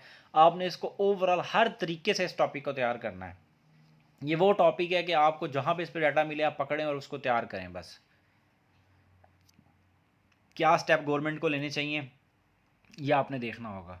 2011 में भी इस पे सवाल आया हुआ है, 13 में भी आया हुआ है, ठीक है। आने वाले टाइम के ऊपर कहा जाता है ना कि अब जो है वो वार होगी, वो वाटर के ऊपर वार होगी, तो उसी से रिलेटेड उसने कोटेशन को रिलेट करके उसने सवाल पूछा हुआ है। देख लें, अभी तक 2019 में भी इस पे सवाल आया हुआ है। सो आपने जब जो है इसको कहीं पे पढ़ना है, आपने इसके नोट्स अपने प्रिपेयर करने की कोशिश करनी है। ये करंट अफेयर्स हो, पाकिस्तान अफेयर्स हो, ऐसे हो, तीनों जगहों के ऊपर ये इंपॉर्टेंट सवाल है। ये इतना इंपॉर्टेंट सवाल है कि इस पे ऐसे किसी भी टाइम लग सकता है, पीएमएस सीएसएस में, और current affair Pakistan affair Pakistan studies में सवाल लग सकता है। जो लोग पीएमएस पंजाब की तैयारी करते हैं और उनकी सोच ये होगी ना कि वहाँ पर हमें रिलेशन से रिलेटेड सवाल नहीं आ सकते, तो वो वहाँ का करिकुलम बना के चेक कर लें पाकिस्तान स्टडीज़ का। वहाँ पे एक साल जो है ना, एक सवाल जो है लाजमी वो कोई एक दो सवाल इस तरह के देता है वो, जिसमें वो करंट अफेयर बेस्ड सवाल होते हैं पाकिस्तान स्टडीज़ में, पीएमएस पंजाब में। तो वो भी आपको जो है ना वो ये भी बात जहन में रखनी है। लोगों के वहाँ पे पाकिस्तान स्टडीज़ में भी नंबर कम आने की जो मेजर रीज़न मुझे समझ आती है ना वो यही है कि लोग जो है वो हिस्ट्री तैयार करके चले जाते हैं पिछले 5 सालों के सवाल निकाल के, और चलो जी बाकी का अल्लाह हाफिज़। लेकिन आपको करंट अफेयर बेस्ड भी कुछ टॉपिक्स आने चाहिए, तभी आप जो है ना वहाँ पे एसए में भी अच्छा परफॉर्म कर सकते हैं। एसए को उन्होंने पीएमएस में हिट करना ही इसलिए शुरू किया हुआ है क्योंकि लोग वहाँ पे जाके कुछ और तरीके से पेपर को अटैम्प्ट करते हैं। इकोनॉमिक चैलेंजेस है पाकिस्तान के। पाकिस्तान जो है आपको बड़े अच्छे तरीके से पता है, जब से पाकिस्तान ने जो है वो क्या कहते हैं, इनसे वो लिया है आईएमएफ से कर्ज़ा वगैरह, आईएमएफ वाले चक्कर में पड़ा है, तो अब पाकिस्तान का जो है वो कर्ज़ा बढ़ता जा रहा है, ठीक है। उसके ऊपर भी सवाल आ सकता है। फिर उसके बाद जो है ना आप को जो है वो पाकिस्तान की जो इकोनॉमिक जो वो है प्रॉस्पेरिटी है वो किस तरीके से जो है ना वो उसको मेंटेन किया जा सकता है, उस पर सवाल आ सकता है। पाकिस्तान के जो इकोनॉमी के जो चैलेंजेस फेस करने पड़ रहे हैं, वो डॉलर दिन ब दिन ऊपर जाता जा रहा है, ठीक है, महंगाई बढ़ती जा रही है। अब ये चीज़ें जो है ना सारी आपकी नज़र में होनी चाहिए, आपको पता होना चाहिए कि सवाल जब वो देगा तो किस तरीके से देगा। इसके बाद हमारे पास रैंडम कुछ क्वेश्चंस हैं, हम उनको देख लेते हैं कि हमारे पास जो डिफरेंट किस्म के जो रैंडम क्वेश्चंस हैं उनको हमने किस तरह डिस्कस करना है। इसमें जो है वो नेशनल रिसोर्सेज के बारे में पाकिस्तान के पूछा गया है कि पाकिस्तान के पास आपको पता है नेशनल रिसोर्सेज तो बहुत बहुत ही ज़्यादा हैं, लेकिन पाकिस्तान के पास जो है ना मैनेजमेंट अच्छी नहीं है, लीडरशिप शायद अच्छी नहीं है, गवर्नेंस अच्छी नहीं है, जिसकी वजह से जो है ना वो ये चीज़ें हमें फेस करनी पड़ रही हैं। सो ये सवाल उसने 19 में पूछा हुआ है। हमारी यहाँ पे जो ये लेक्चर था ये ख़त्म हो गया हमारा सिलेबस, ठीक है, हमने उसको सारे को डिस्कस कर लिया है। अब आपके लिए सबसे इम्पॉर्टेंट चीज़ जो है वो ये होगी, मैं आपको थोड़ा सा एक ओवरव्यू दे देता हूँ। आपने जब इस सब्जेक्ट को तैयार करना है, आपने एक चीज़ जो है ना वो अपने जहन में रखनी है। जो चीज़ आपने अपने जहन में रखनी है वो ये होगी, आपने जब इसको सब्जेक्ट को तैयार करना है, आपने ये नहीं सोचना कि इसमें ये जो टॉपिक है ये हिस्ट्री का है, मैं हिस्ट्री को तैयार कर लेता हूँ, बाकी को मैं छोड़ देता हूँ, मेरे नंबर आ जाएंगे। ये जो कंसेप्ट है ना कुछ लोगों के जहन में, ये बहुत गलत है। अगर आप चाह रहे हैं ना कि आप पाकिस्तान स्टडीज़ में आपके नंबर आएँ, तो आपको जो है वो एक ही काम करना पड़ेगा। आपने सबसे पहले तो है ये कि ऑब्जेक्टिव वाला पोर्शन साथ साथ तैयार करना शुरू करें आप, उससे आपका करंट अफेयर्स भी तैयार होगा, ठीक है, उसका भी ऑब्जेक्टिव तैयार होगा, आपके वन पेपर के एमसीक्यूज़ भी तैयार होंगे जो आप सीएसएस के अलावा जो बाकी पेपर्स देते हैं उनके, और आपका सीएसएस तो तैयार होगा ही होगा उसका ऑब्जेक्टिव, ठीक है। उसके 100 220 नंबर होते हैं ऑब्जेक्टिव के, मैं बार बार कहता हूँ, उसकी एक इंपॉर्टेंस है, उसके ऊपर ख़ास तवज्जो दें आप। एमसीक्यूज़ वाली प्रिपरेशन जो है ना वो आपको साथ साथ करनी चाहिए। आप सबसे पहले कंपलसरी के ऊपर फोकस करें, और ख़ास तौर पे करंट अफेयर पाकिस्तान अफेयर जैसे सब्जेक्ट को तैयार करें। अगर आप इनमें अच्छे नंबर ले जाते हैं ना तो आपके बाकी बाद में ऑप्शन में तो नंबर आ ही जाते होते हैं। तो आपकी एलोकेशन जो करवानी होती है ना अच्छे ग्रुप्स के अंदर, वो बेशक नंबर ऑप्शन लेके देके आपको करवानी होती है, लेकिन इनका भी बड़ा रोल होता है क्योंकि ये वो सब्जेक्ट हैं इनके ऊपर टाइम बहुत ज़्यादा लगता है। अगर आप इनके ऊपर टाइम अच्छा लगा लेंगे ना, मैं कहता हूँ आपको बहुत फ़ायदा होगा। अगर आप इनके ऊपर टाइम नहीं लगाएंगे, आप ऑप्शंस के पीछे पड़े रहेंगे, आप फेल हो जाएंगे। आपका कोई ना कोई सब्जेक्ट यहाँ से फेल हो जाएगा। लोग ये सोचते हैं कि जो हमारे पास जनरल नॉलेज है उसके अंदर 3 सब्जेक्ट हैं। अब वो कहते हैं कि जनरल नॉलेज के 3 सब्जेक्ट हैं, हमें क्या ज़रूरत है कि हम जो है ना इतनी मेहनत करें और जो है ना वो करंट अफेयर के ऊपर टाइम लगाएं, चुप करके ठीक है बस ऐसे लगे रहते हैं। 120 का एग्रीगेट है, उसमें से 100-150 नंबर आ गए, 200 तो बस ठीक है बढ़े। नहीं, ये सोच गलत है। आपको मेनली फोकस होकर तैयारी करनी चाहिए करंट अफेयर्स की, पाकिस्तान अफेयर्स की, जर्नल साइंस एंड एबिलिटी की। जर्नल साइंस एंड एबिलिटी को डिफरेंट वे के अंदर तैयार किया जा सकता है। आप उसको तैयार करें जनरल साइंस एंड एबिलिटी को, वो आपको बड़े अच्छे नंबर देगा। आप साइंस पोर्शन को अलग तैयार करें। आप उसके लिए हफ्ते में जो है वो कोशिश करके उसको इतना करें कि आप हफ्ते में पूरा साल के अंदर, आप सपोज आपने 2023 में अटैम्प्ट देना है, आप एक स्ट्रेटजी बनाएं। आपको क्या ज़रूरत है कि आप उसको डेली पढ़ें। अब हफ्ते में उसके सिर्फ 3-4 टॉपिक करें साइंस वाले पोर्शन के, बस। उसके आपने नोट्स भी बनाने हैं, 2-3 किताबों से पढ़ना है उसको, या 2 किताबें रख लें सिर्फ, बस 2 से पढ़ें। आप नेट निकालें, मर्ज करके तीनों जगहों से आप अपने नोट्स बना लें उसके अच्छे से। आपको उसके बस डायमेंशंस का पता होना चाहिए, आपको पता होना चाहिए कि आपने उसको तैयार कैसे करना है। उसका भी मेरा लेक्चर मौजूद है, मैंने उसका करिकुलम जो है वो उसके ऊपर लेक्चर अपलोड करना है, ठीक है, वो आप सुन लीजिएगा, आपको पता चल जाएगा। उसका एक लेक्चर तो अपलोड हो चुका था ऑलरेडी पहले ऑब्जेक्टिव का, लेकिन उसका करिकुलम के ऊपर होगा, फिर उसके ऊपर लेक्चर भी स्टार्ट हो जाएंगे। आपने क्या करना है, आपने उसको सुनना, आपको पता चल जाएगा कि आपने किस तरीके से उस सब्जेक्ट को तैयार करना है। आप हफ्ते में 3-4 2-3 टॉपिक उसके तैयार करें। उसमें रह गया बाकी मैथ का, वो 40 नंबर का है, वो थोड़े से टॉपिक इतने ज़्यादा नहीं है, लेकिन उसकी प्रैक्टिस चाहिए। आप हफ्ते में 2 दिन उसके रख लें, 2-3 घंटे रख लें बस। किसी से अच्छे समझदार बंदे से पढ़ लें आप, जिसको मैथ सही तरह से आता हो, उसकी ग्रिप भी हो, जिसको हर टेक्निक आती हो मैथ की। जिस तरह के सवाल आए हुए हैं उसका बैठ के करिकुलम बनाएं आप, करिकुलम बना के एनालिसिस करके कि यार ये टॉपिक है, ये चीज़ों को वो हिट कर रहा है, उस हिसाब से उसको आप तैयार कर लें। वो टॉपिक तैयार करें, सवाल जैसा भी आ जाए, कंसेप्ट ही है ना मैथ तो आपका, वो देखें, वो सब्जेक्ट भी बड़ा अच्छा जाएगा। आप उसमें 70+ नंबर निकालें, लोगों के नहीं आ रहे, 50-60 बड़ी मुश्किल से आ रहे हैं, आप निकाल दें, आपको एज मिल जाएगा। पाकिस्तान अफेयर्स है, पाकिस्तान अफेयर्स का आपको ट्रिक्स बता दी हैं। आपको पीछे इस एक टॉपिक से पहले हिस्ट्री की बात कर रहा हूँ मैं, पिछले टॉपिक का पता होना चाहिए, पिछले इरा का पता होना चाहिए कि वहाँ पे क्या कुछ होता रहा है, हिस्ट्री पता हो थोड़ी सी। आपको फिंगर टिप के ऊपर डेट्स याद हो ताकि ऑब्जेक्टिव है तो आपका कवर हो। आपको फिर ये पता होना चाहिए कि उसके अंदर आपने कोटेशंस देने हैं, रेफरेंस देने हैं। अगर आप ये पाकिस्तान अफेयर्स करंट अफेयर में ये काम नहीं करेंगे, आपका नंबर नहीं आएगा। इवन फैक्ट्स एंड फिगर्स आपने लिखने होते हैं, अगर आप ये नहीं लिखेंगे ऐसे में, करंट अफेयर में, पाकिस्तान अफेयर्स में, आपको नंबर नहीं देगा वो किसी भी सूरत। आप वाटर से रिलेटेड पढ़ रहे हैं, आपको जहाँ पे कोई चीज़ नज़र आ जाती है, आप देखें आपके पास एक रजिस्टर होगा, आपने एक रजिस्टर रखा हुआ अपना, आप उस रजिस्टर को, एक मोटा सा रजिस्टर, उसके अंदर आपने 15-20-25-30 पेजेस आपने वाटर इशू को देने ही देने, क्योंकि पता है कि यार इसके ऊपर ऐसे आना है।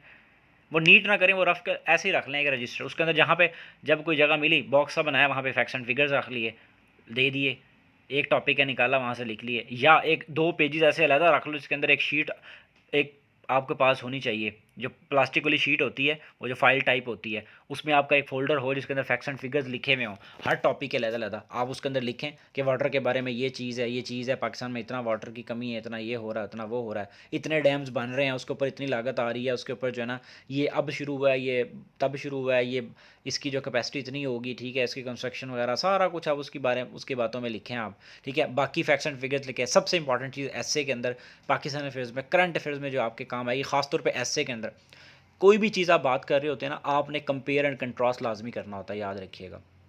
आपने अगर बात कर रहे हैं ना, आप सपोज किसी भी टॉपिक के ऊपर आप कंपेयर करें अपने साथ वाले कंट्रीज़ के साथ, अगर वहाँ की नहीं करनी तो बाहर किसी कंट्री से रिलेट कर दें, ठीक है। कहीं पे आप कोई इम्पैक्ट की बात कर रहे हैं, किसी चीज़ का कोई इम्पैक्ट बता रहे हैं आप, या कोई कॉज बात बता रहे हैं आप, ठीक है। वाटर स्कास्टी की बात करते हुए कोई आप रीज़न लिख रहे हैं, आप कोशिश करेंगे वहाँ पे proper reason facts and figures के साथ लिखें। आगे आपने कहीं पे इम्पैक्ट या सजेशन वगैरह देनी है, कोई चीज़ करनी है, आप लाजमी वहाँ पे रेफरेंस दे कोई।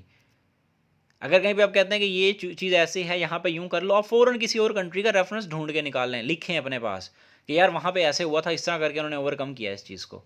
ज़्यादा नहीं कि बैठ के यहाँ पे कहानियाँ लिखना शुरू कर दें आप, बस ठीक है, एक पैराग्राफ लिख रहे हैं, उसके अंदर 1-2 लाइनों के अंदर बस उसका रेफरेंस लिख दें, एक लाइन में, एक सेंटेंस में लिख दें। वहाँ पे बस उसको हिंट ही देना, रेफरेंस ही देना कि देखो मुझे पता है, मुझे चीज़ों का पता है, मैं बता सकता हूँ आपको, आप मुझसे डिस्कशन करके देखें। बात तो यही होती है ना कि जब आर्गूमेंट्स हो रहे होते हैं, वहाँ पे लाजवाब किस तरह किया जाता है, लॉजिकली किया जाता है ना। किसी बंदे के सामने कोई बंदा कहता है कि नहीं नहीं प्रोविंसेस नहीं बनने चाहिए, पाकिस्तान में नए सूबे नहीं बनने चाहिए, आप कहते हैं कि जी क्यों नहीं बनने चाहिए, वो कहता है कि नहीं जी ये हो जाएगा, वो हो जाएगा, आप उसको रीज़न बताएं, उससे ये देखें ये करके फ़लाँ कंट्री के अंदर ऐसे ऐसे हुआ है, वो खुद ही चुप कर जाए अगला बंदा। आर्गूमेंट्स ही होता है ना, आपने आर्गू करना होता है, ग्रुप डिस्कशन यही इसी चीज़ का नाम है। अब 4 लोगों में बैठे हुए आप इतना उसको लॉजिकली उनसे बात करें, उसको इतने फैक्ट्स एंड फिगर्स बताएं कि अगला बंदा चुप हो जाए। ये चीज़ें होती हैं, ये पेपर के अंदर आपने लिखनी होती हैं। रेफरेंस दें आप, फैक्ट्स एंड फिगर्स बताएं उसको, आप जो हैं वो कंपेयर कंट्रास्ट करें आप।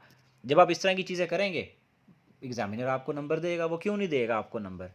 सो ये चीज़ें जो हैं वो आपको बताना बहुत ज़रूरी थी। आपके इन पेपर्स के अंदर याद रखिएगा, एनालिसिस बहुत अच्छा होना चाहिए, ठीक है। उसके अंदर आपने कोटेशन बेस्ड चीज़ें लिखें। आप जो बात अपनी को बता रहे हैं, एनालिसिस कर रहे हैं, वहाँ पे कोशिश करके आप कोई किसी और का रेफरेंस भी दे दें कि फ़लाँ बंदे ने भी ऐसे कहा, मैंने ये बात, मेरी बात, मैं अपनी बात कोई से ऐसे रिलेट कर रहा हूँ, ठीक है। ये मैं शायद का वर्ड तो नहीं यूज़ करना होता, आई वो यू का, लेकिन अब मैं वैसे एक बात कर रहा हूँ कि आप उसको रिलेट कर सकते हैं कि ये बात उसने भी ऐसे कही थी, फ़लाँ ऑथर ने या फ़लाँ किसी पर्सन ने, ठीक है।